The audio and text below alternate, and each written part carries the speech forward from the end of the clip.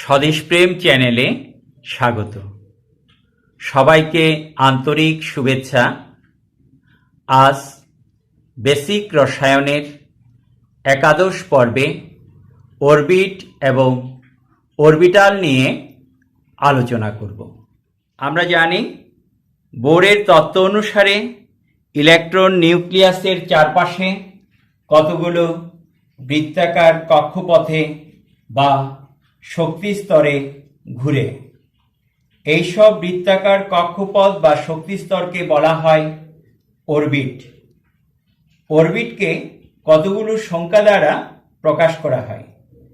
এই সংখ্যাকে বলা হয় প্রধান কোয়ান্টাম সংখ্যা, যাকে n দ্বারা প্রকাশ করা হয়। n=1 হলে প্রথম অরবিট বা কে শেল, n=2 হলে দ্বিতীয় অরবিট বা এল শেল। এইভাবে m, n ও বিভিন্ন শেল বা অরবিট চলে আসে। অরবিটগুলো নিউক্লিয়াস থেকে যত দূরে যায় তাদের আকার এবং শক্তি তত বেড়ে যায়। নিউক্লিয়াসের সবচেয়ে কাছের শক্তি স্তর প্রথম অরবিট। প্রথম অরবিট থেকে দ্বিতীয় অরবিটের আকার বড়। এই নিয়মে তৃতীয়, চতুর্থ, পঞ্চম অরবিট ক্রমশ বড় হয়ে থাকে। প্রতিটি অরবিটে সর্বাধিক 2n² সংখ্যক ইলেকট্রন থাকতে পারে। তাহলে প্রথম অরবিট বা কে শেলে ইলেকট্রন থাকতে পারে 2 × 1² = 2t। দ্বিতীয় অরবিট বা এল শেলে ইলেকট্রন থাকতে পারে 2 × 2² = 8t। এই হিসেবে m, n ও বিভিন্ন অরবিটের সর্বাধিক ইলেকট্রন ধারণ ক্ষমতা যথাক্রমে 18, 32, 50 ইত্যাদি। ইলেকট্রনকে কণা হিসাবে ধরে নিয়ে অরবিটের অবতারণা করা হয়েছে। এর ফলে আবর্তনশীল ইলেকট্রনের অবস্থান ও ভরবেগ একই সাথে নির্ণয় করা সম্ভব হয়েছে। মূলত অরবিট দ্বিমাত্রিক পথ, এর কোনো দিক নির্দেশক ধর্ম নেই। এখন আমরা অরবিটাল নিয়ে আলোচনা করব। অরবিটাল হলো নিউক্লিয়াসের চারদিকে আবর্তনশীল ইলেকট্রনের পাওয়ার সম্ভাবনা ও সম্ভাবনাময় স্থান। নিউক্লিয়াসের চারদিকে যেসব ত্রিমাত্রিক অঞ্চলে আবর্তনশীল ইলেকট্রন তথা ইলেকট্রন ম্যাগের পাওয়ার সম্ভাবনা 90 থেকে 95% হয়ে থাকে, এই ত্রিমাত্রিক অঞ্চলকে অরবিটাল বলে। অরবিটালকে কতগুলো সংখ্যা দ্বারা প্রকাশ করা হয়। এই সংখ্যাকে সহকারী কোয়ান্টাম সংখ্যা বলে। সহকারী কোয়ান্টাম সংখ্যাকে এল দ্বারা প্রকাশ করা হয়। সহকারী কোয়ান্টাম সংখ্যা আবার প্রধান কোয়ান্টাম সংখ্যা n এর সাথে সম্পর্কিত। n=1 হলে l=0, n=2 হলে l=0, 1, n=3 হলে l=0, 1, 2, n=4 হলে l=0, 1, 2, 3। এখন l=0 হলে তা হচ্ছে s অরবিটাল, l=1 হলে p অরবিটাল, l=2 হলে d অরবিটাল, l=3 হলে f অরবিটাল। তাহলে প্রথম শক্তি স্তরের অরবিটাল 1s, দ্বিতীয় শক্তি স্তরের অরবিটাল 2s, 2p, তৃতীয় শক্তি স্তরের অরবিটাল 3s, 3p, 3d, চতুর্থ শক্তি স্তরের orbital 4s, 4p, 4d, 4f। প্রত্যেক অরবিটাল আবার 2l+1 সংখ্যক।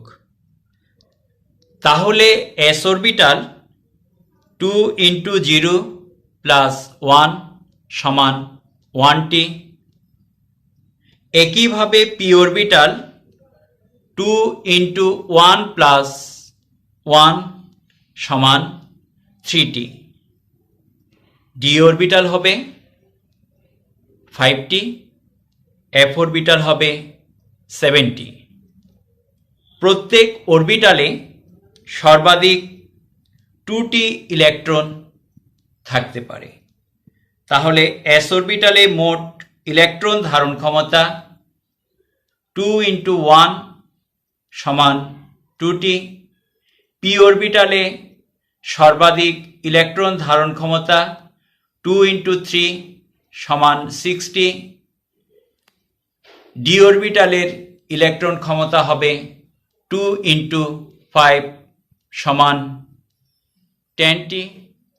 এক এক অরবিটালের আকার এক এক রকম। অরবিটাল শব্দটি দ্বারা পরমাণুতে বিভিন্ন উপশক্তি স্তর বোঝানো হয়।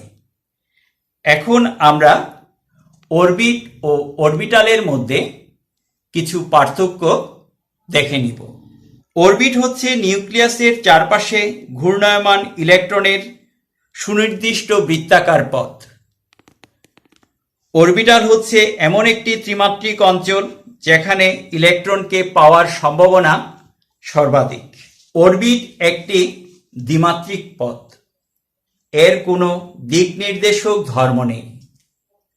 অরবিটাল একটি ত্রিমাত্রিক অঞ্চল।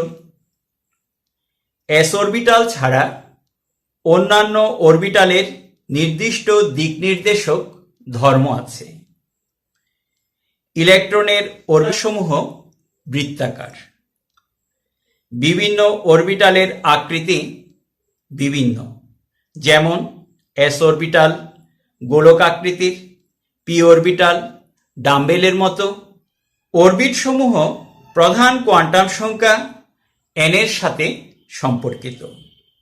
অপরদিকে অরবিটাল সমূহ প্রধান কোয়ান্টাম সংখ্যা n এবং সহকারী কোয়ান্টাম সংখ্যা l এর সাথে সম্পর্কিত। প্রধান কোয়ান্টাম সংখ্যা n = 1, 2, 3, 5 ইত্যাদি মান অনুসারে অরবিটগুলোকে যথাক্রমে k, l, m, n, o ইত্যাদি দিয়ে প্রকাশ করা হয়। সহকারী কোয়ান্টাম সংখ্যা l = 0, 1, 2, 3, 4 হলে অরবিটাল সমূহ s, p, d, f, g দ্বারা প্রকাশ করা হয়। অরবিটের ধারণায় ইলেকট্রনকে কণা হিসেবে ধরা হয়েছে। অরবিটালের ধারণায় ইলেকট্রনকে একই সাথে কণা ও তরঙ্গ হিসেবে ধরা হয়েছে। অরবিটের ধারণা হাইজেনবার্গের অনিশ্চয়তা নীতির পরিপন্থী। অরবিটালের ধারণা হাইজেনবার্গের অনিশ্চয়তা নীতির সাথে সামঞ্জস্যপূর্ণ। একটি অরবিটে ইলেকট্রনের ধারণ ক্ষমতা 2n², যেখানে n প্রধান কোয়ান্টাম সংখ্যা। অপরদিকে প্রতিটি অরবিটালে সর্বাধিক 2টি করে ইলেকট্রন শেষ করছে একটি ছড়া দিয়ে। অরবিট অরবিটাল দেয় দ্বিতাল ত্রিতাল। নিউক্লিয়াসের চারপাশে বৃত্তাকার ক্যাম্পাসে ঘুরে ইলেকট্রন এলো অরবিট কথন। ইলেকট্রন পাওয়ার সম্ভাবনা যেখানে তার আস্তানা। আসে অরবিটাল, এলো কণা তরঙ্গের জাল। আজ এই পর্যন্ত। বেসিক রসায়নের আগামী পর্বে আফবাও নীতি নিয়ে আলোচনা করব এই প্রত্যাশায় শেষ করছি। সবাইকে ধন্যবাদ।